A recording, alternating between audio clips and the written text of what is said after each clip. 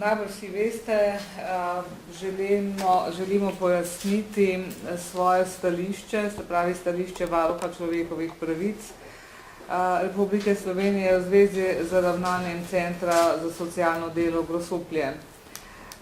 V medijih so se pojavile različne informacije glede ravnanja Centra za socialno delo Grosuplje. Ta center je prejšnji teden namestil 2 mladoletna otroka v rejniško družino z namenom posvojitve. No, in v medijih so bili objavljeni tudi osebni podatki, ki so omogočili prepoznavo obeh mladoletnih otrok. Omenjeno pa je bilo tudi, da je varuhinja človekovih pravic do sedaj to zadevo le pasivno opazovala. No, pri varuhu človekovih pravic smo zgroženi nad vsebino nekaterih prispevkov, ne vseh, teh prispevkov v medijih, ki brezobzirno zlorabljajo otroka kot objekt senzacionalističnega poročanja. Takšna objava nedopustno stigmatizira oba otroka in jima lahko povzroči nepopravljivo psihično škodo. Otroka sta zaradi svoje usode že tako veliko pretrpela in vsako, bom rekla, vnovično srečevanje z medijem, z medijskim pojavljanjem je za otroke grozljivo. Javna objava njihovih slik, posnetkov, pa tudi drugih osebnih podatkov, brez privoljenja njihovega zakonitega zastopnika, v tem primeru je to Center za socialno delo Grosuplje, je nedopustno in nedopustno posega v njuno zasebnost in krši njune pravice, ki jih zagotavlja seveda naša ustava in posebej še konvencija Združenih narodov o otrokovih pravicah.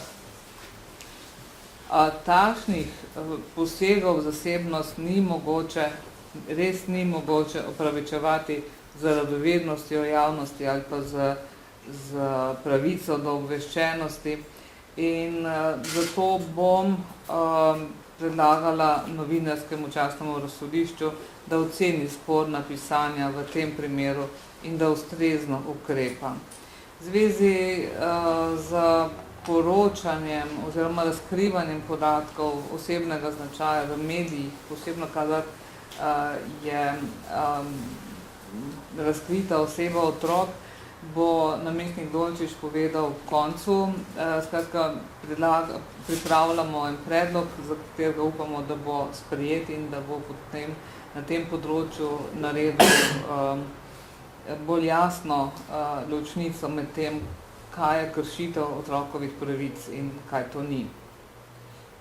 No, druga stvar, ki bi rada povedala, da je varuh človekovih pravic kot institucija bil seznanjen s problematiko namestitve 2 mladoletnikov v rejniško družino.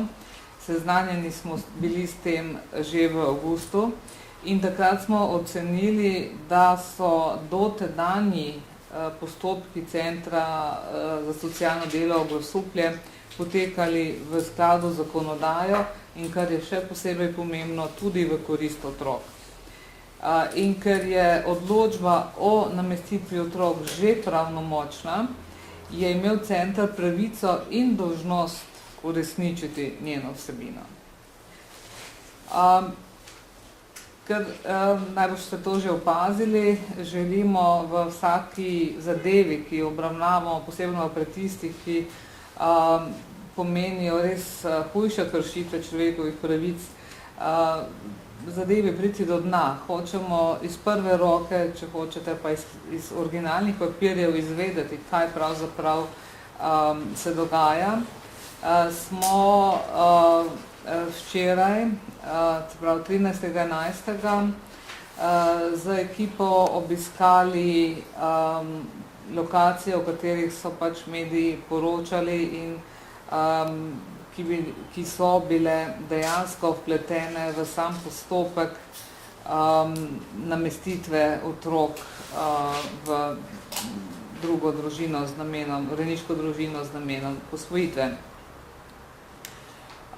Ta obisk, ogled in pregled dokumentov so opravili moji 3 sodelavci. Na čelu te ekipe je bil namestnik Tone Dolčič, z njim je bila magistra Martina Jenkole in pa gospod Ivan Šelih. Oba sta moja svetovalca, tako da je ekipa bila po strokovni plati res vrhunska. Svoje delo so temeljito opravili in o samem obisku bo poročal gospod Dolčič.